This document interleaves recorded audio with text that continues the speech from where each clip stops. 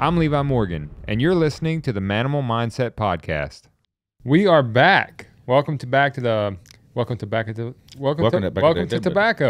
to the future. That's what those tacos will do to you. Yeah. We are back. Welcome to the Maniml Mindset Podcast, part 2 of the 2023-24 hunting season. We had to take a slight break for Taco Tuesday at the Morgan house. Let's go ahead and give them a rundown of the layout. We had the spread. Sam had some dip. We had a little. Let's give a quick, just so the people can feel like they were with us. A little visual lemonade there. Elk burger, for one. Which was incredible. Incredible. It was from our Oregon elk that we actually went through the hunt yesterday, or previously on the podcast. No game taste to that elk. Yeah, it's incredible. It was great. Then we had salsa. We had shredded cheese. We had sour cream, tortillas. We had a dip that my wife makes that is addicting. It's a bunch of vegetables with some kind of wine vinaigrette. Had like avocados, chopped onions, chopped pepper, roasted corn. Like she roasts all the corn and puts it in the dip. It's pretty addicting. And I just had some more a minute ago. And this is drinking some Topo Chico sparkling water. With a shout out to Cactus Jack from Texas. I have to special order this. Let's give a shout out to Topo Chico. We're looking for a partner for the podcast. This stuff is addicting. Yeah. The glass bottle specifically, you keep it really cold. Mm-hmm. We're supporting most of their profit margins on our own. It's unbelievable. Yeah. This has a twist of grapefruit. Just a twist. Not a squeeze. Twist. You got to twist it. But anyway, so where did we leave off on the... How many tacos did you have? Well, first off, I had no tacos. You know, I'm a healthy guy. Yeah, you didn't eat any tortillas. I didn't eat any tortillas, but I did have 3 servings of meat and cheese and sour cream and dip. Okay, fair. Now, I'm not going to lie. I came downstairs, and then Micah pulled out some chocolate-covered Nutter Butter cookies and some caramel cheddar popcorn. We dove into both of them. Yeah, I mean, balance. I'll be honest, Micah ate the whole bag of popcorn last night. You also had an Oreo, one of those Cosmo I Oreos. had 3 Oreos. and raw milk. And raw milk. Yeah. So how healthy are we? Well, it's all about it. Choose your battle. A lot of times, yeah. A lot of times they say it's how you finish. In food, it's kind of how you start. You know, it's not about the finish. Okay. But today's a new day. It is. And so far, I'm on track today. Bad news. I went upstairs a second ago to put Allie down. Don't talk about dessert. She's cooking dessert. She's making those pies. Oh. That's why I like not being healthy. Yeah. We're coming off the rails again today. Yeah, and she's making this cream cheese chicken crock pot sandwiches that are out of this world. That's for dinner? Samantha's an amazing cook. She really is. Why I struggle with my weight. She really is. You don't struggle with your weight. Well, if I struggled, I would struggle. That extra large hoodie in there shrunk. It was not you. It's the hoodie. All my hoodies are shrinking. It's weird.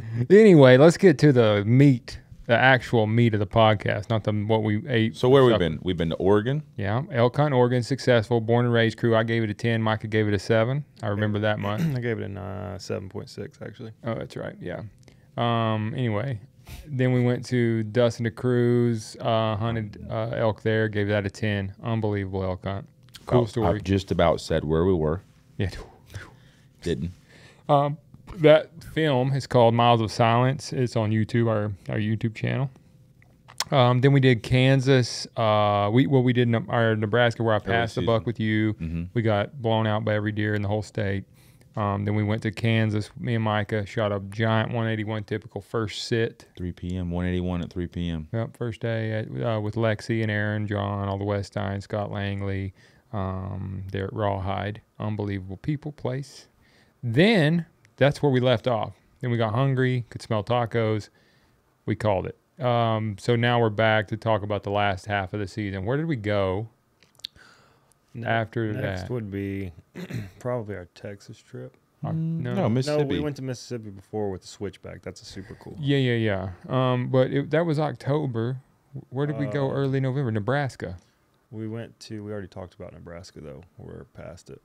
No, we didn't talk about my 2 kills in Nebraska. I briefly said that we went there, but we didn't go into dive detail. into it. We haven't dove into that, but we got to talk about Switchback first. No, Switchback was after. Okay. Switchback was so we're back in Nebraska. Yeah. Nebraska. We went to Nebraska.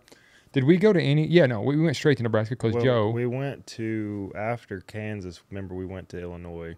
Correct. Brett, For 2 days. Didn't have much action. Yeah, we hunted 2 evenings. Came home. You and Landon did y'all's hunt pretty much from October till we left again. Yeah, October was really, I didn't hunt much. Like, I stayed home, hunted with Landon, enjoyed family time. Then we left for Nebraska, November? That was a big camp too. Oh, Had a no, bunch no, of no. guys I there. forgot. I went with Brad Oh, yeah.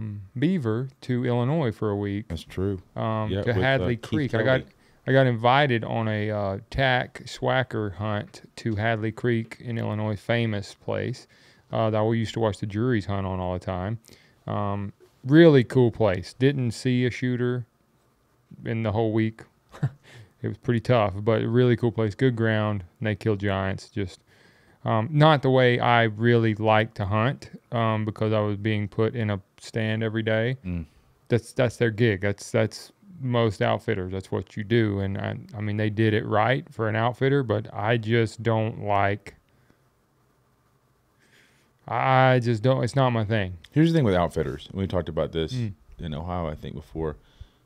When you have these outfitters that's got these set stands, think about how many people are going in and just blowing deer. Yeah, and they don't Hunting. tell. And you're not going to come back and be like, Right. guys, you're not going to believe this. I just blew out 6 200s. Right. They're everywhere. Well, you got to look at the outfitter perspective too. They can't go hang new sets every time a client comes, right? Yeah. And clients aren't always honest with them. Well, they might miss one. Exactly, yeah. They might wound one, and they ain't telling them. Well, it's not the outfitter's fault. That's what I'm saying. Yeah. Take But- Brett's place, for example, when we hunted that ladder stand. Yeah, Remember that? it was unbelievable. Dude, I mean, we are hidden on the other side of the tree, but the deer are just got it like bred into them to look at that tree because of how many times my Right. mom has blew. Yeah, dude. When the first deer came out, comes out into the cornfield 100 yards away and looks and goes, whew. I looked at Mike. I was like, Oh. impossible. They ate that cut corn like Andy Morgan talks about deer eating corn, where they look at you and flick the corn up with their hoofs and catch it in their mouth because they won't take their eye off of you. It was, and we saw a shooter that night. Like, that farm is what he calls, what does he call that? Michael's. It's incredible. It's an 800-acre farm.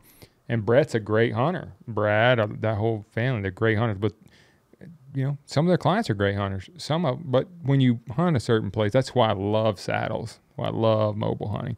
Because I go in, deer bust me, whatever happens, I don't hunt that tree. If I go a little different the next time. They never know what tree. Like, there, ladder stands, things. Sometimes, you got kids and outfitting business. You have to have set stands. Me personally I have so many good places to go hunt, lease my own leases, farms I own, whatever. I just love the strategy part of it. I love going, hanging my own stuff, not feeling like I'm hunting behind people. So I get the outfitter thing. I enjoy it to some degree. The Hadley Creek guys, my guides, the cooks, everybody was just genuinely great people. And they have great ground. They do a great job as an outfitter. But for me personally, it's not my favorite way to hunt. So that was a tough time of year too. It was hot, October. Just didn't really have anything to We talk got to keep about. it going. You got to rate it. Moving on. Ugh. The hunt was rough. I'm not going to lie. Me and Brad laughed. Good conversations. I really used that trip. I feel like I got closer. So similar to Oregon. Great people, 10 people. Hunt was not good. I did not see a nice buck really in hunting morning, evening, 5 days. Micah and I weren't there, so we can't rate it. Yeah. I can rate it for you. Yeah, I mean, it was not a good hunting. Like, it was just, but I mean, honestly, I go to some of my best places and have the same kind of Well, hunt. it's hunting, and that's I think a lot of people get lost. Like, not everything is. We were in good a spots. slam dunk. What I did, I'll tell you one thing, I'll be honest, I didn't like how we accessed some of it. I feel like we were hunting the right spots, the right trees, and the right situations, but we blew deer out going in, a lot of times. We walked through the food in the morning to get to the timber. So I just felt like some little things that I would have done different, but that's just anybody, I don't knock those guys at all. I think they run a great operation. So I would go back, honestly. But I think if I went back, it would be late season on food, only hunting evenings because they have great ground and giant deer. Yeah. But that being said, where did we go? Honestly, I felt like I was I used that week because it was a lot of downtime to I really used that week to get closer to God. I feel like that was really when I had really started my journey to really seek out God's will in my life. And so that was a good downtime for me in the tree, no distractions, to really just that whole week just dive in to the Bible, to the just prayer, really doing some soul searching, and was tested that week. I don't know if you remember, had a pretty big test, and you actually helped me out on Oh, that. yeah. I remember now. I had something I got really angry at. As I'm reading my Bible in a tree, something was sent to me that somebody said, a video that was posted. I got furious. My whole team of people got furious, and like not this team, but that I work with. And I instantly, like that old Levi just boiled up inside of me and wanted to retaliate. And Joe was like, because Joe was running my Instagram at the time. I said, "Hey, post this right now." And he's like, I'm not doing it. So, and that gave me a minute to like, okay, you're right. And it worked out so good. It did. And God really used that situation, honestly, to show me that the right way to go about dealing with adversity, dealing with, people that maybe wrong you, whether they Well, I think meant to that's or the not. nice thing about community, right? We're getting off topic. We'll just come back. But like you were talking about this morning, me with clients sometimes are always like, man, that person's not calling. This didn't go the right way. And you're like, don't worry about it. It's not a big deal. Same thing. It's always nice to have, like, I'm an outsider. This situation didn't really affect me in any way. So I'm looking at this like, he's going to regret this. So I'm just like, like, you can be mad at me for saying no, but like, we're going to axe this now. And then you know what? 24 hours later, you're like, thank you for not doing that. I just called the source, had a face-to-face conversation, right, frank, and turned out to be good. Whether it was sincere from the other end or not, either way, I feel that it was. But either way, we got through it with no lawsuits, no stupid stuff, no slander, no, Slow to anger. yeah. look at him. Yeah. But it was good. It was good for me. I struggle with more it. than anybody. I struggle with it. Yeah, Micah My over there wife's- like slow to My anger. wife's watching this like, what a liar. Same. Those two guys in Missouri a couple years ago or three are like, that is not the same guy we saw on the other side of that fence. Yeah. That's a story in itself. I wish we had that on film. I'm glad. I tried to film it on my phone. I told you and to. My face was so hot from being so mad that I couldn't even see my screen. Who talked who off the ledge that day? We won't go into details, but Mike was ready to go straight cage fighter on these guys. Sometimes I wish we would have, but I know. And that's the flesh, right? I mean, that's our human nature is to just, it's so hard sometimes not to just lose it. I just don't like being disrespected. I know. Same. Just be good people. I can have a civil conversation, but when you cross a line, They cross the line. they cross the line Big before time. they ever even got in conversation. Yeah, it was just rude. Just Well, we're either going to have to tell the people what happened. or Here's we're the gonna deal. have We to were go hunting from with it. Josh and Sarah in Missouri. I killed a big buck. We were taking pictures on our property. Where Josh told us. Where to Josh go. told us to go take pictures on a knoll in a bean field, sunset. There's a redneck blind on the neighbors on the line. Then there's a lock on 100 yards away. This is only. I'm talking the about, trees that they're in are touching the fence. and the lanes are cut to Josh's fields. Yeah. I didn't know anybody was in them. We're sitting there taking pictures. All of a sudden, we hear somebody yelling at us, and they're like, "You need to get out of here." Cussing us out. I mean, pretty much. cussing us, like not just saying get out of here, like calling us derogatory statements. And I see Micah's eyes glazing over because he doesn't have anger problems, but he was getting mad that day. And I'm just like, just ignore him. Like, we're every right to be here. Like, we're not on the line. We're just in the field taking pictures. And then all of a sudden I see a guy in a tree stand on the line, like 100 yards apart. They're just sitting on the line. And so then, Micah starts saying things back. And I'm like, Couldn't this is You're a big idiot. Can only yeah, think so. you're a butthead. You know, this starts escalating. And I'm like, this ain't good, you know, because this can't go good. Like, we win the fight, we still lose because they're going to know who we are eventually. It's going to come back. It's going to be bad. But I'm like, let's go address it at the fence line. I was down. And I told Mike, I said, video it with your phone. So if they cross, there's no wondering if we were defending ourselves or what if something goes down. That lasts for about 2 seconds. Mike's phone's in his pocket. He's ready to cross the fence. And these guys, there's like 4. Is there 4 of them? Three of them? 2 of them were in. These are grown men. Like big And they're dudes. both just sitting in this blind Together. hunting over. I know we do that, but we have a purpose. We're filming. These dudes were just doing it for that. Who knows? Whatever. Hunt the way you want. Don't be a jerk. You know? Don't be a jerk. Slow to anger. Exactly. And so, I'm already anyways, mad. it almost turned into a huge fight. They were about, I thought the one dude was going to cross because Micah was not letting in. We weren't. I said, you guys just feel like idiots because you're hunting the line. Like literally looking into our field. I said, we have every right to be here. Like, you can't tell us to leave our own property. You know, I didn't know you were there, for one. But if you're dumb enough to hunt the line, you better expect there's going to be some traffic on the other side. And then they didn't like that. And they started to come across the line and stopped as he's crossing the fence because as soon as he got on the side, it was game on. The happiest moment for me Oh, was my- when yeah. I saw his legs coming across the fence, and I'm like, And then they were like, no, meet us down at the road. Meet us at this gravel park. It was like high school all over again. Meet us at the playground after school. You know, I was like, Right. this is so. Did Josh hear from him after the fact? Josh just laughed. No.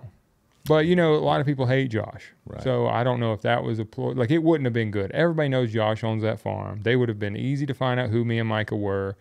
Just look at social media. Would have been. I could see everything happening before it happened. I'm like, we win, we lose. We lose, we lose. Like, there's no.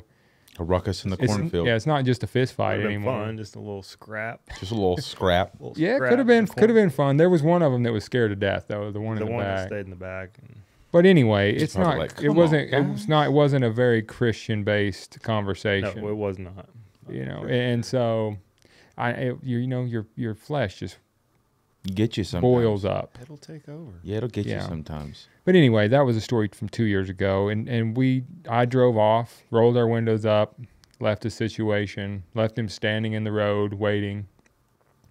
Only to find someone else walking on Josh's other fence line with a bow looking into his property on the Yeah. side of the road. Yeah. Just like this, knocked. Knocked, walking one up the arrow, gravel. no quiver, walking up the gravel road looking in. Looking, it was We wild, were dude. It's a surrounded by wild idiots. experience. He sold that farm now, but anyway, All right, so we were at Hadley Creek. sorry, Done. we are chasing rabbits on Hey, this podcast. All right. All right. All right. Yeah. All right. So we are in Nebraska. Let's dive in Nebraska. That's the next hunt. That's after. Okay, so y'all went Hadley Creek, Nebraska. Yeah, Yep. Nebraska. We went there. That was you and Micah. I was not present, I don't believe. But that was a Yeah, big that was- crew. That was Matt. That was Joe. Yeah, Joe Leonard. Matt killed a giant. Matt killed a monster out of the pinch. He killed it before we got there. Yes. Yeah. So Matt left before we got there. Actually. Just by like a day, though. Yeah, he was left the same day we got there. Yeah. So him and who did he have with him, honey? Patrick, his buddy Patrick. So we need to And- link up with Patrick and go kill some blacktails. Yeah, Evidently. sounds like it. it. Sounds like. So- So Matt Elliott works for Work Sharp, same guy that doesn't sponsor me. That's one of my good friends. He killed a really big deer out of a stand we call the pinch. And I had hung a stand when me and you were there. I don't know if you remember, in between the two cedars, right on the river. Mm-hmm. Well, Yeah, yeah. Andy was at full draw on that deer, first sit out of that tree. This is the one that was, we didn't see the stand right. Yeah, until after we hung Yeah, that alright, set. yep. I hung that set for my buddy Joe that was coming back. So Andy hunted it, his first set there the week before we got there. Was at full draw on this giant. Matt killed, doesn't get a shot at it at 25 yards. Next day, Michael Young hunts that stand. Full draw on the same buck. Oof. Comes up out of the river, doesn't get a shot at him.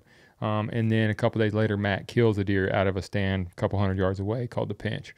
But giant deer that I didn't even have pictures of. And so then we had high hopes, but they hunted some really cold weather, like snowing. They hit the weather really good for that last week of October. We get there like November 3rd or 4th, I think. Around, Joe is with me, my son's baseball coach, who runs Leonard Baseball Academy, which is now part of the Pittsburgh Pirates program of youth baseball. Really cool. I want to get him on this podcast at some point. Him and his brother played in the majors. Joe won a Gold Glove award through the Braves organization. His brother played for the Diamondbacks, Johnny. Super cool story, local guys. But that's Landon's travel baseball coach at Baseball Academy there. He's a big bow hunter, so he went with us. I don't even remember the details of that hunt, except that it was we saw a shooter every sit except one for like the first 3 days. Yeah. It was good. It wasn't rut. The rut activity wasn't there like normal. But y'all had a pretty baller morning, right? Like one of the mornings. The was last morning we were there was incredible. That was the last morning, yeah. And So, it really turned on when the morning you killed your first one. yeah, The first. that was a West Farm, which is good, and we weren't hunting it. Yeah. So up until that morning, which is the deer you shoot at like 8 yards, 7 yards. Mm-hmm. Not a whole lot of action. Saw shooters. Not much rut activity, which is what we were there for. And Yeah. I think the main reason Levi didn't shoot that buck with you early was in those hopes of it just being a slammed rut. Yeah, Mhm. because Saving we've that seen it tag. there when it was stupid. Yeah. And I hate going into the rut with only one tag because Right. you feel like Because 3 stuck. giants show up and you're like, Yeah, and they will. Do you think Nebraska was down this year? definitely. Down in numbers, but up in quality. Mm-hmm. I feel like the sticker buck, the Big 10, the two tens two that tens we- on the West Farm, So, like the one Andy killed was really nice too, but the one Matt killed, Why do you think that? What do you think I don't know. It's overall down that whole river. Everybody you talk to, Mm-hmm. same situations. Everybody's seeing numbers way down. We don't know what's going on because we're not finding dead deer. mountain lions. There's mountain lions there, but I mean, who knows? You know. Yeah, who knows? But the farmers aren't finding them. People aren't finding them. It's not like they're dying of disease. So, but the numbers were definitely down like half, which I didn't mind because there's normally so many does you can't hunt. This year sucked again because just like when we were there early, the wind wouldn't blow. It was literally just dead still. Yeah. And it really made it tough. And we were hanging hunt every morning, every night, carrying saddles in and hunting. I don't remember what day it was, day 3 or 4, whenever we finally went to the West Farm. Day 4. Yeah. So the Nebraska Farm is broken up in what we call East Farm, West Farm. They join, but me and Andy normally hunt the East Farm, just us. But it's really thick cedars, hard to see what's going on. West Farm's more open. It's where like we let our guests go and try not to overhunt either side too much. So after Joe Leonard, my son's coach, he killed a nice 10-point on the West Farm. There was nobody hunting over there. Missy was kind of bouncing back and forth, but she stayed at what we call like the, what do we call that stand, Mike? It's kind of right. Is it the mule? It's not mule deer. Mule hill. Yeah, Or not mule hill. mule deer. She hunted mule deer. She hunted the Yeah. double cedar. She hunted 610 cedar a lot. 610. That's where. Which is kind of right in the middle of East and West Farms, like right where they meet. So the West Farm was pretty wide open, and so me and Andy were struggling to really get opportunities on the East Farm. So me and Mike were like, hey, let's just go. One morning we had a weird wind, I think. So let's go to the West Farm, just see if we see anything over there. And we had a mule deer come by us that morning, and then I grunted in that we had a bunch of bucks with a doe, and I grunted in that nice 9-point shot of like 7 yards. That was really the kickoff of, what I feel like finally the rut was kicking off. Mm-hmm. Then, just like the year before, the day before rifle season, it just flipped a switch. Boom. So the last morning, Morning 6. I think we hunted day 5. I'm back on the East Farm. Didn't have any luck. Yeah. Went back to the West Farm the morning of 6, and we had a 12-degree morning. It's cold. It was finally cold again. And it's like November 11th, I think, 10th or 11th, whatever the day was before. It's got to be like I think rifle season's the 15th or 13th, 16th or 13th. 14th. Yeah, It was the somewhere 13th. around It was there. like the 12th. Yeah. Either way, it was the day before rifle opener, and we're sitting there literally doing the interview. Just broke daylight. We went and hung a set in the if we would have been one tree over, it was Mhm. we're in the one tree that we shouldn't have been in. I'm doing the interview and I look and see just a mega 10-point walking right at us, like right after daylight. I'm like, holy crap, it's gonna work. I don't even know how many times I came to full draw. It was stupid, but he had a doe and he was cutting her off, and every buck trying to get in on her walked right by us. But this one, Ended up pushing her off 2 or 3 times. Literally watched him walk 300 yards out of sight. I was like, it's over. A few minutes later, I look up. I said, he's coming back. And then I look, and there's his twin, but bigger, behind him, pushing him back. Had stolen his doe. But what we didn't know at the time was I don't think we knew. We didn't know. We that thought the it was a big one was different him. buck. We thought the big one that was coming was the one we had been hunting all morning. Really, this deer's standing at 30 yards in front of Levi that we've been hunting all morning. But And I there's a wasn't big shooting one. him because the other one dwarfed him. Yeah, I mean, it was like you're not going to shoot a smaller buck when there's one Right. coming. You got a 155 10 point at 30 yards, but a 170 10 point coming right at you. And I'm like, I didn't realize at the time that the one standing at 30 yards was the one earlier that morning I had been trying to shoot because they looked so similar. So had you realized it, would you have shot it? Probably. Yeah. It was just as big in a different way. Wasn't as big framed, had taller brows. Problem was, we were going to get a shot at this other one. He was already. There's in bow no range. way. So you thought. Exactly. So there's 2 bucks. The 155 10, there's another 8, all standing perfectly in the wide open. And their doe's all in the middle. And in this range. Yeah, this big buck is following the doe that walks past us through the opening, and now there's 2 bucks between this big one and his doe. I'm like, there is no way I'm not getting a shot. For no apparent reason, the doe turns, bolts back to the right into the cedars. This big one comes right at me. I'm at full draw, bleeding. He cuts the only place he can go where I can't kill him, under 30 yards, and goes into the cedars behind her, ends up pushing her off. Then there goes the 155 right behind him, follows him into the cedars, into the abyss, never to be seen again that morning. And I'm just like, how can you be that close and not kill one? And about that time, I don't even know how many bucks we saw him on. I It have was no clue. There was nuts. a lot. About that time, I look up and I see another buck coming, or you've seen a buck coming. It was a half rack. Yeah, something. And pushing the half rack was a 6x6 that I had never seen before in my life. And I think it wasn't as big as either of the 10s, but it was like 10 o'clock on the last morning. Mature. Send it. Yeah, pretty mature deer. And I was like, you know what? We're about to tag out in Nebraska. So, of course, it's coming right as turns, walks down the ditch, like 62 yards. I bleed it, and it stops right behind a stump. And this episode's on YouTube, too. Mm-hmm. And I think I can clear the stump. Nope. Boom, let it go. And I see this weird, look like I hit it right in the shoulder. Like just no penetration. Weird, something happened to arrow. Deer runs off. I'm like, that sick feeling again where I'm like, I just screwed that up. I probably won't ever find that deer, you know. We watched the footage back. I hit the stump. It glanced off the stump into the shoulder of the deer and like looked like I didn't get any penetration. So obviously we look no matter what. We're going to go give it our best look. We go over to where I hit it, blood everywhere. Go 40 yards, the deer's laying there, heart shot. Went through the shoulder, heart shot it, and I'm like, that's complete luck. Mm-hmm. Could have went terribly. Cool fact also about that was where Levi's deer fell. I'm walking and step on a shed Of an the antler. 10. It was the 10 that we'd been trying to kill all morning. Really? It was his shed from the year before. It's on my fireplace. It's pretty Out there. wild. Yeah. How about that? And the deer fell on it.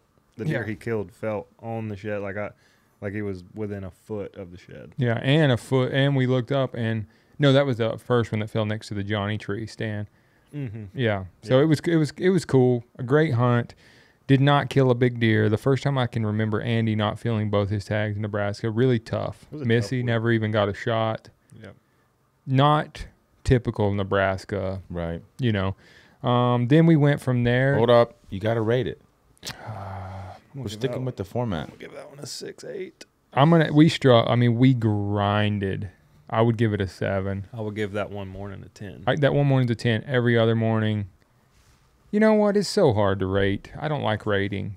Got In it. some areas it was a 10. Some areas it was a 1. So I'll just give it a 7. There you go. Then we went to Mississippi.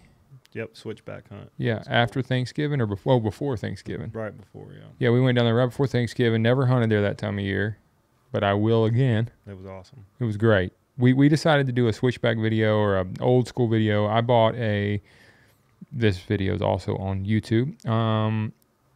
I got on eBay, bought an old switchback, had Excel send me old site, had Q80 send me an old Ultra Rest from like, I wanted to do it like I did when I was in like teenage years type stuff, like a kind of nostalgia hunt. Used old Scott Little Goose wrist rocket, old arrows, old Swacker broadheads, 5-inch vanes, kind of the whole 9 yards. The old string silencers, really cool. No stabilizers, just fun. You know, they got it sighted into 60 yards. Felt pretty confident with it. We went down there, decided to use no trail cameras. We were just going to hunt sign and try to kill a mature buck. I don't think we used sparring forward or anything. I didn't use really anything much. Like we used no technology, just map. It was just like, let's do it like we did it back then. Let's try to find scrapes. Let's try to kind of had some previous history with this ridge. And Mississippi's the place to do that. Yeah. Oh, it's, You know, like it's like made for that. And if you're on scrapes that time of year, it's over with, dude. This one scrape that we hunted over got hit by every deer that came within bow, like, or not within bow range, within seeing distance. They all came. Yeah, we picked the. That was just one of the deals. You picked the perfect tree. With it seemed like no matter the wind, they couldn't get us. They would come hit that scrape. It was 13 yards, and I ended up shooting a really, really nice buck, like third morning or something like that. Third morning. Beautiful, dude. Just the perfect morning. Cold in the 30s. He's in the timber. Leaves had fell. You can hear him coming. Just a big old tall 7-point. Saw the buck that you were after that morning. Yeah, the one that Mike ended up killing later in the year. Yeah. Saw him kind of cruise by, and then a few minutes later. You killed your deer over next to us? Same ridge. Where you know that ridge that I hung on? So that scrape, that's the scrape you are talking about? Yeah, that's the scrape he killed. Oh, okay. Yeah, my buck was coming to work that scrape when I shot him. I shot him at 15 yards, 13, 15. Crazy. It was cool, too, because he shoots, which you can go watch this on YouTube. He shoots him, and the deer didn't have a clue what happened. It just jumps back and, like, looks around. I've never seen one do that. Like, for the last 15 years, they all bolt. As soon as they get hit, you know, they're running full speed. That was kind of cool. I thought he was going to die right there. Yeah, because it blew through him quick. Where did he come from? From where the pigs came from? So he came, you know where the pigs left? Yeah. He came from there. Off that little hill over there? He came down the ridge. I was anticipating the buck I wound up killing coming. But yeah, he I actually rattled him in, I think. yeah, I seen him going away from us. Told Leave, I was like, hey, dude, real high rack buck leaving. I just saw a glimpse of him. Hits the horns. Caused a ruckus. And then didn't see anything for, 10 minutes. But he was just slowly coming in, and me and Levi sitting there like, this morning. We were actually actually got our blaze shots out of our backpack. You were getting it out. Yeah, the Mountain Ops energy shots that are like staple in the Morgan woods in our backpacks. I was getting it out we always cheers in the stand, take our energy shot, and literally Mike is like, I hear one coming. I'm deaf, so. Facts. You are deaf. Look, and sure enough, I see a rat coming down. Instantly knew it was mature. He's got to be 5.5 on our club there in the river bend. Instantly knew he was 5.5 at least. Shoot him at 15 yards. It was cool how he just kind of jumped up, blood coming out. He's looking around, runs up and falls. So it was a really cool take. Took me back. People really loved that video too. I think it's our best one so far as far as a hunt. Yeah, people watching it and just really liking that. So it's relatable. It's a relatable video for sure. Then went home for Thanksgiving. What did we do after Thanksgiving? Texas. We went to Texas. Cactus Jack. We had Derek Nelson from Matthews. We had Lee Ellis from Seek One with us there. And we had a blast. Like Cactus Jack, guys, it's hard to explain. Like it's different, right? It's spoon-fed, super nice lodge, South Texas. You just got to embrace it. You do. You embrace Texas. I mean, people bash us for hunting there. I could care less. I am going. I will take those hunts. Yeah, it's every fun. time we grind enough. Like haters gonna hate. Haters hate, you know. But let me tell you something. Yes, are there mega giants? Yes. Are we hunting over corn? Absolutely. The more the better. But that's Texas. Mm-hmm. Like you hunt over corn. Why wouldn't you? You know? Yeah. You'd be stupid. I don't understand the thought, but whatever. You know, if you don't like it, don't do it. Right. I like it. I like the people too, like the Jerry, food, the people. Oh my God, Miss Robbins' food. Let's give him a shout. Like Jerry and Michael. Jerry owns it. Jerry Wascom. owns Cactus Jack. Michael, his son. Incredible. Unselfish people. Great Killed more hunters. 200-inch deer than most people ever even see in a magazine. They kill more 200-inch deer in 1 year than most people ever kill. Yeah, and this is low fence. This ain't a high Right. fence operation. Yep. Right. You know, these are all native deer, low fence. They can leave anytime they want.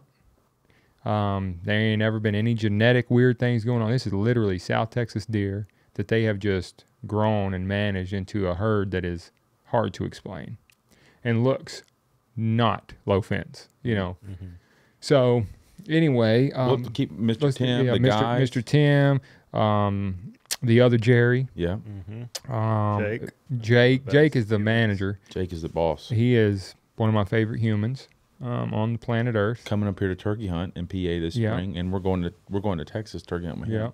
Yeah, yeah. And then the two brothers there. Oh yeah. Tyler. and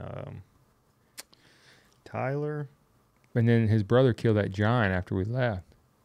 Why can we not remember his name? Why can't we remember his name? Because You know what? Let me look it up. Go ahead. I'm gonna look it up. Let's just keep going while you look that up. Miss Robin, Tim's wife, is the cook there. Incredible. It's Sweetest it's the lady. best food. I mean, I go home to Maggie and I'm like, listen, you've got to figure this out. I always go home and starve. you got to figure this out. She cooks those deep fried pancakes, that praline cake. You don't like that, Joe. No, Joe don't like the praline. Listen, that's a situation to where And that's where these came into existence. We discovered Topo Chico sparkling water there, and Never went back. I've never turned back on that. But I can only see Tyler. that's Tyler. Yeah, Oh no, he's the one that killed the giant. yeah. Tyler did. What's his brother's name? Dude, I'm gonna tell you. it's literally just a blank. Like I know, we talked to him for weeks at a time. I know it. But yeah, we showed up late that night. I think we wound up waiting on Lee and them to get to the airport or meet us. And we got there after dark, had some dinner. Yep, Thomas. Thomas, I knew they were both T. Tyler, and so. Thomas, brothers. Anyways, yeah, we got in late because we were waiting on Lee. I think they got back even later than us. Way later. They're running. They had Lee. You guys run so many errands when you come into a town. They did. I'll be honest, they were slow. Yeah. And they weren't planning on hunting the next morning. What- Neither was Derek. Yeah, Controversial move not to hunt that next morning. I thought was. crazy move, but Lee did a lot of off the wall stuff there that never been done at Cactus Jack. Lee is a big buck killer. Another one of my favorite people. Really like Lee. Very knowledgeable. Had a blast with him. Derek's more of the laid back guy. He's Matthew's marketing department. He's just like, whatever, let's have a good time, you know. And if I shoot one, great. He wound up killing first. He killed first. Yeah, the deer. What was it? Was it deer you killed? Was actually there the first morning? It's the deer he was hunting. Right, that's what I'm saying. The Yeah. one Derek was supposed to be hunting, Droop, drop time buck, was there, and Dillinger, Big 10, and then Derek shot the sticker buck. Which Dillinger came out. Dillinger was a problem because he wouldn't leave that cotton. Yeah, Yeah. he wouldn't leave the cottonseed. Yeah. He didn't like corn. Mm-mm. But anyway, Derek kills first. Super cool, good footage. Smokes a deer. Lee wanted to keep going and rattling. Yeah. Just was too early, so they went out a couple times in the middle of the day and rattled. Didn't have any luck. And then we had some basketball games, some cornhole tournaments. Ate some steak. Lee called me out and shooting every day. Who won? Has that YouTube episode came out yet? Yeah, it's good. Like Lee's, so Seek One has a YouTube episode of Lee's Texas hunt.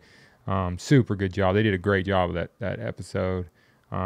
We had a ton of fun with Lee. And then I killed Droop a few days later. We actually almost killed him. Couldn't get a shot. Then went back and ended up. Then he didn't show that evening. And then I killed him the next morning. Yep. So like day 3 or something. And this episode just dropped last Yeah, week. the drop time buck in Texas. And super cool buck. He's like 164, I think. Oh, and Mr. Keith Kelly, who is a part owner in Tack Veins, Swacker, Khmer Deer. The reason we get to go. The reason we get to go to Cactus Jack. Shot his first 200-inch deer while we were there. He shot a 202. He's a member there. just a mega giant. It was wild. Tango, I think that was his Yeah, name. it was Tango. And Keith Yeah. always has a like Boy, he talk about a roller coaster with that deer. Oh yeah, he always has a roller coaster, always, but but he perseveres every time. Yeah. Killed a mega giant, super pumped for him. And then Lee, the last morning, goes and sits on the. He postpones his flight another half a day so he could get an extra morning in, and sits on the ground and kills a buck that hadn't even been coming to the boneyard, which is a blind there. So it worked out. We all killed. Levi almost good messed up on a coal buck that would Whew. have probably never got us in the I fight would've- back. I would have been kicked out of Cactus Jack forever. So Gigante. would Mr. Keith. We would all been banned from hunting. Yeah, so there's a buck there that's been a giant in the past called El Gigante at the boneyard, and I was coal buck hunting after I killed the drop down buck. So they put us in the boneyard one evening, and I'm sitting there like, yeah, let's shoot. And the first deer out is this ugly looking, messed up, got like 2 points on one side, old. I was like, coal Mega buck. body though. Yeah, and Thomas, yeah, obviously old. Thomas is watching from like 300 yards away, and I almost didn't even ask. I almost just shot it because it was an obvious coal buck. Bold move. Yeah. Would have been. And then I literally knocked my release. What did you say? I was just I Micah wasn't didn't su- second guess it one time. I wasn't sure. I wasn't sure if it was a coal or not. I did not believe that was El Gigante. I filmed El Gigante the year before, Yeah. and I'm like, "What? Is he looking at the same deer?" Because Thomas texts you, and he's like, "No, it's El Gigante." Yeah, I said, no. The one in The front. the one in front of me, the messed up one. He goes, yeah, that's El Gigante. Don't shoot. I broke out in a cold sweat in the blind. Like, I mean, he looks like a coal, like the coolest coal buck you'd ever kill. of course. But Right. But The he's horns are all normally mushroomed a Boone down. and Crockett whitetail. Yeah, he pretty just cool. got messed up this year. So they're hoping that he bounces What back. did they say? Jake said he thought his pedicle damage. pedicle didn't come Mhm. out or something like that. Something. Yeah. We don't know for sure. I But guess we'll anyway, that was the first trip to Cactus Jack. Got to kill a couple havies, does. I'm gonna give it a 10. Yeah. Every time. That was a 10. Never been there. It wasn't a 10. 9.8. And we got about 16 minutes to talk the rest of the season, which we should be able to do, right? Yeah. Next was Back to Mississippi. You gave Micah one of your tags. I did. So on Riverbend, I get 3 buck tags a year. I get 2 trophies. One of them has to be under 130, 140. One of them has to be under 140. Every deer we killed there was under 140 this year. First time ever. But the first deer I killed was under 140. So we had 2 trophy tags left. I gave Micah one of them. You were filming Micah. No, you were I filming was filming you. me. Clay was supposed to come. Got sick again. again. Clay again. couldn't come, so we decided to let Micah self-film that first night. I went with you. I was Yeah. gonna self film all week Yeah, but Oh, I that's killed right. him first 30 minutes. until he killed. I mean, we showed up typical fashion. Late. 22 minutes to get ready, get in. You got two hours to hunt, and you just picked a spot on the highway, which is always phenomenal. What is it called? The Parkway. The Parkway. Yeah. Yeah, but nobody ever hunts it. They drive by it every day. And me and Yeah. Micah found this little It's the thicket secret edge. sauce. That's the witch's den. We call it the Witch's Den, me, Andy, and Micah and Michael. And there's this thicket edge right on this little tram road that we had hunted earlier with the switchback video Mm-hmm. and found a tree. It's a really cool tree. And so I was like, look, we got a good wind for it. We got to be in a tree in 30 minutes. When you think about the time span from us being in the tree to you killing, what a hunt. And it's stupid. Yeah. Like 3 or 4 bucks, all of which like borderline shooters. One of them, giant, broke his G3 off, so I I passed was him. begging you to shoot him. Yeah. But we get in a tree literally, we're not there. I just hung my bow up and I look, a buck's coming, not a shooter, but comes by. And then all of a sudden the big one that I ended up killing comes by, super beams, like 25-inch beams. And I had some Reconyx pictures of him, just kind of blurry pictures in the background chasing, but instantly knew what deer was. Then the broke 3 buck, they're all dogging this doe. Well, back up. The broke buck walks by us, goes down about 200 yards, and just hangs out in the thicket down there. Yeah. Then your buck comes out a little bit farther out, but you don't get a shot, walks down, and then we hear them fight. Yeah, you're right. go at. They're going at it down there. We can't see them. You can just kind of see. Well, we did know there was a hot doe down there. Yeah, we did. And then I think I happened to look up and saw just like a trail of deer. I said what we didn't know was it was a hot doe down there. He goes, yeah, we did. No, we saw the doe walk down. Oh, you're right. Yeah. You're right. He is right. Try me again. No, Sorry. you look stupid. No, I'm an idiot. But anyway, so I hear something, look up, and you can see this train of deer coming. It's I think it was a doe. Both of the big broke off, the shooter, and then there was a small buck with him. And I look at him, and like out of nowhere, which is totally not Levi's fashion, he's like, shooter, immediately. So like I'm scrambling to get ready. Both of these deer come in, like they're both in frame. I think one of them hit a scrape, and the other one's just kind of trailing the doe. And I can't see that the one is broke off. I still can't see that. And Levi is looking at me. We're what? How far apart are we? 20 yards, probably. We're 20 yards, so I can't hear anything he's saying. So he's like mouthing to me what the situation is, and he mouths, the dark one. "I'm gonna shoot the dark one," which I thought he said dark one, but I was also like, "There's no way he said dark one," because I'm looking at these deer and there's not a dark deer. Like they look the exact same, and he's like, I was like, "What? Psst, what?" So I'm like holding the camera, looking at his eyes, looking down at the deer, trying to be like, okay, it's this one, it's You that. picked one, the it's this right one. Yeah, we wound up working it out. I meant by the dark one, it was bristled up at the other buck, and it turned black. And I was like, the dark one. But by the time he figured out what I said, it had unbristled, and they looked the same, and then I looked stupid. In that situation, that's when you just pull back all wide. I just pulled back. Both of them were in the frame, I think. Yeah. But I heart shot that deer, and it was over. We were back at camp before dark that night, too. Yeah. I had a good sit that night I too. was gonna say you almost One got of it the done. best I've ever had. I mean, I saw. Oh my gosh, I bet I saw $7 over Yeah. 120. That was a one shooter, good spot. 2 shooters. I saw that 7-point man you saw past him. Saw The big tall 8. the big tall 8 that I was gonna shoot, and when you're self filming, it's a whole different Things happen. story. It's harder to get on them, get pulled back, make sure you're focused, shoot. I will say, when you got back and reviewed footage, me and Levi both, I think the crowd agreed. It was a touch out of focus. It was good enough. Should have shot. Dumb move. It was good enough. Micah should have I shot. have.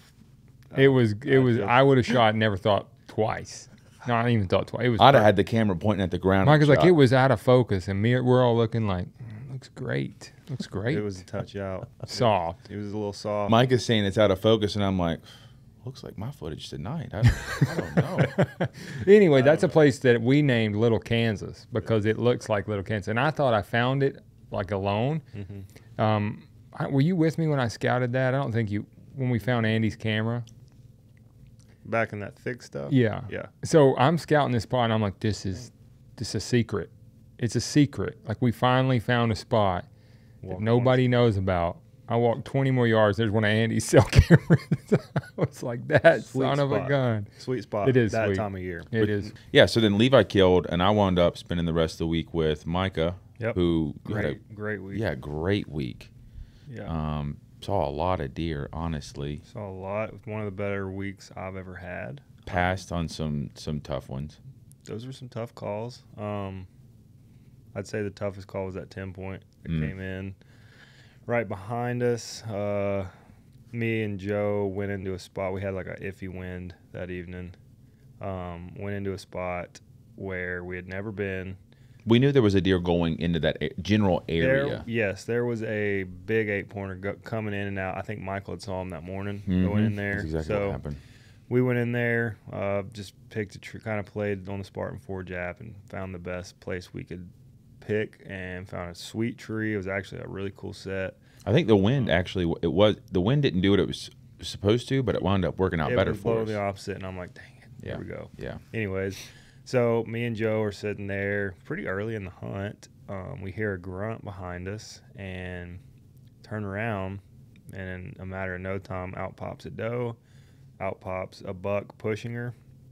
He's grunting, doing that tendon grunt. Dude, the woods, I'd never heard anything like It it. was very lively. Yeah. The buck wouldn't shut up. That's the most vocal buck I've ever heard, which I've never really heard one do that tendon grunt, but it was just like that. He played it right. I mean, it was hard for, I'm like, shoot him. I'm Yeah. sitting there like I would shoot him. Well, at that moment in time, I wasn't sure if Right. I was going to. Yeah. You were going back and forth a lot. I was, because he was on that line of 4.5, 5.5. Don't know the deer, had zero history. Really just basing it off body, you know. And when you take, it's sometimes hard to do that when you're looking at just the rack, because you're like, this deer should be mature. He's got a great rack. But when you just block that out and start analyzing his body, I came to the conclusion he was 4.5. Turns out everybody else said, yeah, I think the deer's 4.5. So we made a good call. Very hard decision, because it was getting late in the hunt. I think we had 2 days left. If that, yeah. But past that deer, past another big deer that had a broke beam. Really good deer. Saw a giant that morning. That was a huge deer off that was messing with that doe. I mean, we had a ton of bucks in there that morning. Yeah, we did. We were in deer that's sick. All week, honestly. We saw deer all week long. And then we finally get a wind to go hunt a deer. I think you were going to go hunt initially when we got there, but we didn't have a wind. So we get this wind to go in on this ridge, and it's one of those mornings where it's literally just a cluster F. I think I looked at you and was like, we're going to kill one this morning. Dude, I was sitting there when we were walking in the dark. It was one of those things where you're like talking to yourself in your head. Yeah. And you're just like, this is so here?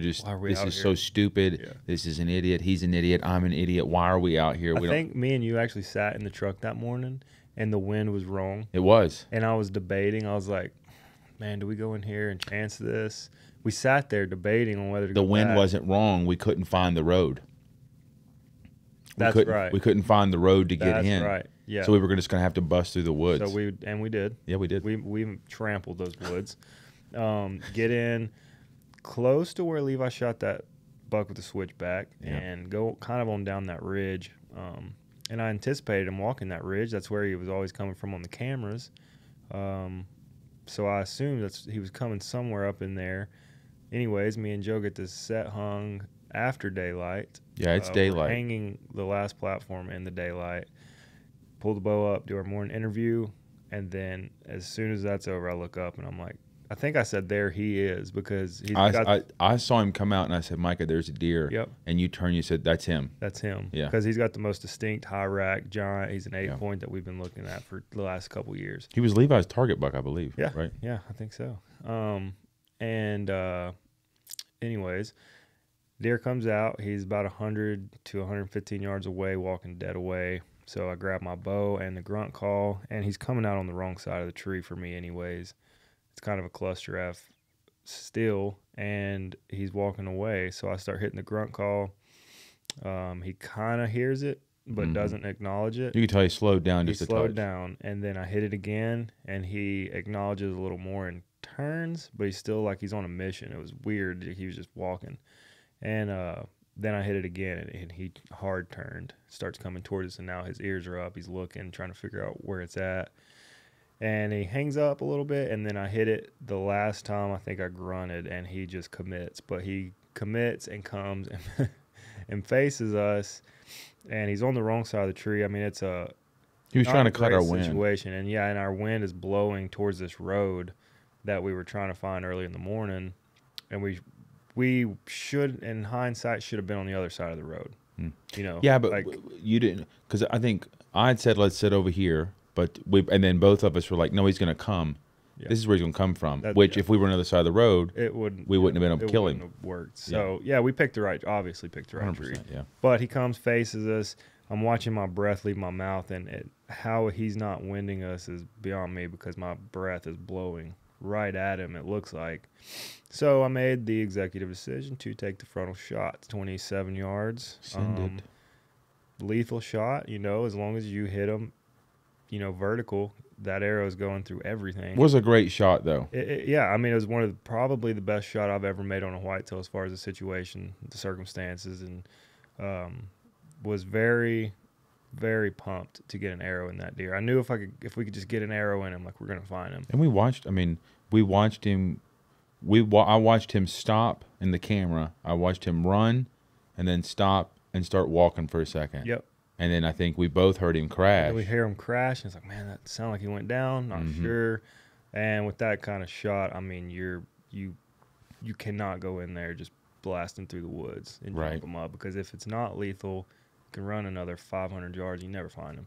So me and Joe go back, meet up with Levi, high five, pull the footage up, watch it, and everybody's like, yeah, that deer's dead. So when we went back in there, I think me and you kind of split off from the group just a little bit. Yeah. And he didn't even go 40 yards. I mean, he like I think when we crashed. had checked on him, we were standing probably 30 yards from him dead. I went over there to look to see if I could find my arrow when we got down out of Yeah. the tree. I think I did find my arrow. You did. I think. Yeah. And we didn't go in there, but we're just kind of scanning. But it's so thick down in there, and there's little like rollers. But we could have seen him if we'd have really like tried to look for him. We'd have found him. He was dead. When we got to him, he was stiff. So we heard him crash, obviously. But it was a super cool hunt. I was pumped, dude. I mean, It was epic. One of the cooler hunts of my life, as far as being the shooter. Yeah. That was a good trip. Yep. Mississippi's like Cactus Jack. It doesn't miss. No, it's good. It's my favorite place probably to bow hunt whitetail. I'd say best in the country for having Got everything good you hunt. want. If you want to hunt food plots, you can do it. You want to hunt swamp, you can do it. Right. Thicket, oaks, whatever, you can do it. We had, but that was a great hunt. I'd give it a 10. Mine ended maybe a little quicker than I wanted. Yeah.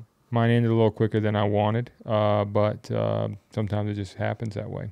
So to think that the last hunt after that was Cactus Jack again with Roethlisberger, It's our right? last hunt of the And year. Cam Haynes. Yeah. Part 2. Yeah, so we went back. So Ben, we've been trying to get Ben there for a while, Roethlisberger to Cactus Jack. And I went out and did the lift, run, shoot with Cam this year and got to talking to him, and he kind of had lost his place in South Texas, and so I just extended the invite for him to come with us to Cactus Jack, and so we made it work, and so he came with his son Tanner, and then Ben came, and we got a little different experience on that. Me and Mike got to fly private for the first time in our life. It'll spoil you real quick. I it had to fly was- commercial that next week. What? Let me tell you something about flying private. That's where it's at, bud. I could never do it again unless I get invited. Yeah, it changed you guys. It Wow. changed by the time you landed. You fly private one time. By the time you land, I'm I'm not flying. touching my bags. I'm flying next to the toilet on some BFE airplane, smelling poop. I get out, get my Spirit bags. Airlines is pretty good. I get my bags, and I'm like, these boys about to come pick me up, whatever. Get my stuff. I had to wait a minute. I get a text. Hey, why don't you come over here and meet us? I don't have a vehicle. You guys can't even just come pick me up. I was out of my control. I'm not in control of the plane. I'm not in control of the rental. That's all been. I'm the messenger. Mm-hmm. We ended up coming and get you. Yeah, because it was going to take me 25 minutes to get over there. Anyway, let's get to the Anyway. hunt. All right. Flying private was sweet. It hurt. Sweet. We should have not asked you to come find us. Anyway, we get to camp. Cam gets in. I think we hunted that first evening, didn't we? Did. Yeah. Ben Sure. kind of passed Snake Eyes that night. He did. It was pretty dark, and I don't think I he knew. think- I I don't think he knew I what don't- deer it was. I told him what deer it was, so we knew what deer it was. Because I know we know what deer it was. Because I told him. said snake eyes. But it was at that time of night where it's like he couldn't make a judgment call on if he wanted to make that deer worth his trip. You know what I'm saying? Yeah. Yeah, it was so quick. But the deer is a giant. Like when we got back and reviewed the footage, I mean, I kind of was watching. All of us I was were kind of like, watching "Ugh." Ben's expressions on. I think on Ben watching realized it TV. too because everybody in the room was like, Well, he goes, is that the deer we saw? And I'm like, yeah, that's the deer. This is, yeah, but it is tough. Like what you nowadays with our cameras is way brighter than it actually is with your eyes, which Yeah. is the opposite of what it used to be. So he's looking at it like yeah, it was with- late. like it's dark. Yeah. So I get it. He 100%. just got here. Don't want to ruin the trip. Shoot the wrong buck Yeah. or something stupid. And I think he was looking forward to that trip so much Yeah. that he wanted that experience of hunting. And For it's sure. like, it's one of those situations that I think we've probably all been in. I don't know about you, Joe, but where you have your shooter come out first evening and it's like, it's over with as soon as this arrow Mhm. goes. It's bittersweet. It is. So It ain't no Bittersweet. bittersweet. But It's Cactus sweet. Jack, if there's It's any sweet. place in the world, if there's any spot you can pass a deer it's Right. there. and yeah. feel comfortable that you'll get an opportunity at a mature Well, it also creates a situation of like, you don't know what else is like at any second. Yeah, You might regret that. yeah. because And any- Ben's Sure. got a bigger checkbook than Uh-huh. I, and he can hunt those big deer, you Yeah. know. So Which we were in there for Phantom. Anyways. Phantom That was the deer, and that's yeah. the deer. He was like, "Yeah, I'd love to kill that deer. I want a Right. typical. I don't want a trashy deer." He's like, "That's what he wanted." Yeah. We had a rough few days, me and you. Yeah, we got snake bit, which I am pumped about because Cam was having a phenomenal hunt. Cam killed the deer actually that we were hunting. Miscommunication there with Cam's member. They thought, Oh yeah. They thought that his buck was where we were, that he was hunting, and so when they told him that, he's like, "Well, then I'm just going to shoot this one. It's a big deer," and he shoots it and then realizes no, it wasn't. He was because the one he was hunting was like pushing 200, like giant. And the one I was still a big deer. It's not that no, it wasn't. It was a big deer, but not 6 or something. 166, biggest deer of the week. Yeah. No, yeah, something. Him and Ben's were really close. I forget, but shoots a stud and keeps hunting. You know, that's the cool thing about Texas. You know, you get more than one tag. But Cam, we had a blast with Cam, and then Ben ends up shooting Phantom. Yep. On day 4. 4? 3 yeah, 4? 3 or 4. No, 3 because we were coming back. On day 4, that's right. We didn't have that long. Yeah. Yeah, that was a cool experience to watch Ben get to shoot his biggest buck. Because his biggest deer leading up to this was 123. Yeah. And his was 163, so he shot 140 inches bigger. Yeah. But yeah, that one was cool. We got in the blind. I think Ben's spirits were kind of getting lowered. Getting low? Getting lessened. Lowered. Okay. That's what I was going for. Reduced. They were kind of, regressing, and I'm trying to keep his spirits up. Like, dude, like this place, it can happen in just a second. And we get in the blind that evening, and for the first time, Ben's not sitting there like this, but he's kind of sitting there like this, you know, kind of thinking about the week, I can tell. And we have a nice buck come out, and just watching deer is cool. So he's kind of like gets back in the spirits a little bit. And then the next deer that comes out, I was like, dude, that's Phantom. I was like, that's the deer we've been in here after. And to my surprise, he stayed very, very calm.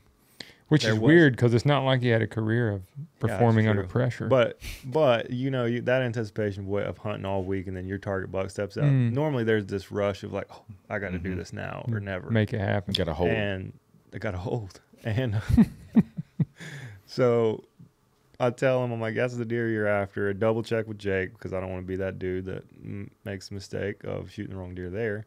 Jake's like, that's him. Kill him. So Ben gets his bow, comes to full draw, and holds for almost a minute.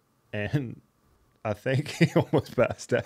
No, he did. Remember, he said his carotid artery. Like the way he was kind of holding his neck and having to lean. Like in those blinds, you're weird anyways. I wish he was here to tell that story because it was funny. We'll have to talk to him about it. He said he had to like straighten his head. Oh, out. he literally go. I heard him go.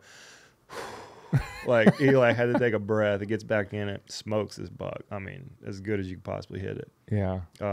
We go there, find it. Spirits are at an all-time high. Yeah. You know, he's just back on cloud 9. Well, last time he went with you guys, he had a rough. He's not had a not rough. to Cactus Jack. He's had a rough couple hunts with us actually. Yeah. Like Mississippi, I made him pass so many deer because they got to be 5.5 years old, and we saw every 3-year-old on the place. Didn't kill one. He came turkey hunting with us. Didn't kill one. Saw him, couldn't kill him. You know. Yeah, and Ben's a good hunter. Great hunter.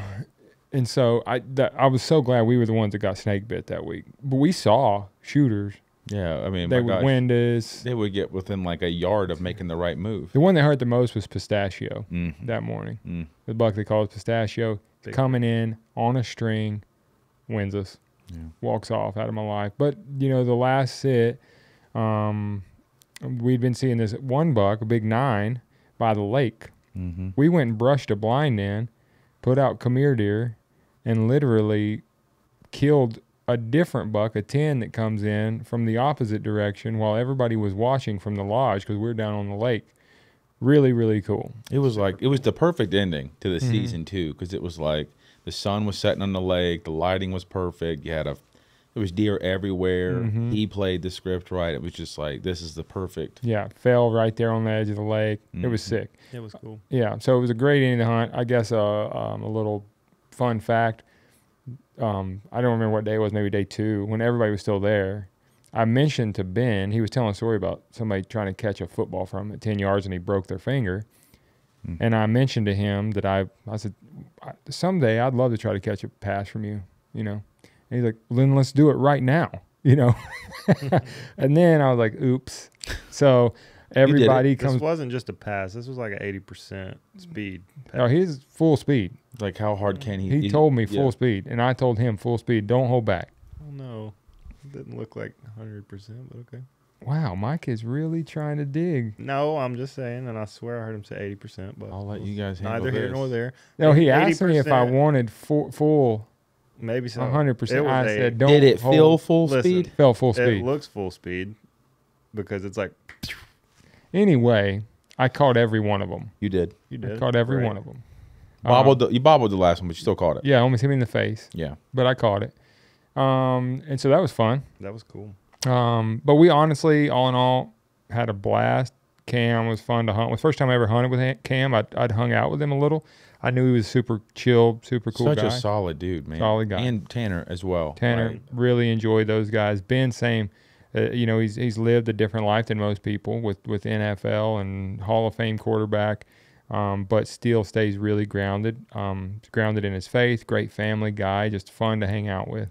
And just pumped those guys got to kill the 2 biggest deer of the week and got to have some really good sits. I think they both plan on coming back. So that was really our hunting season, and it was a great one.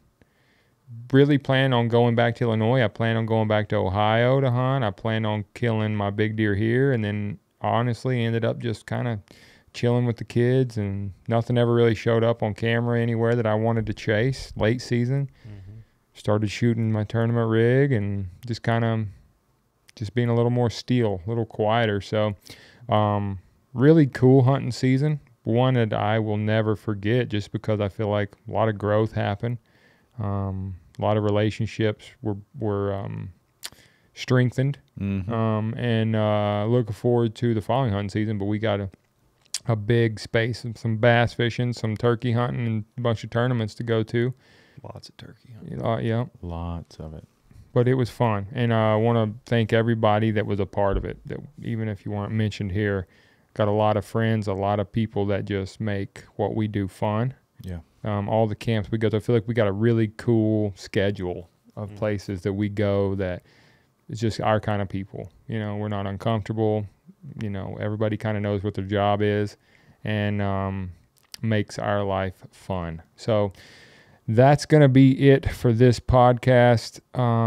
We are going to continue to rock these things out as best we can. That was hunting season recap part 2. And we'll figure out something to talk about on the next one. But thank you guys for listening, and we will see you next time. Later.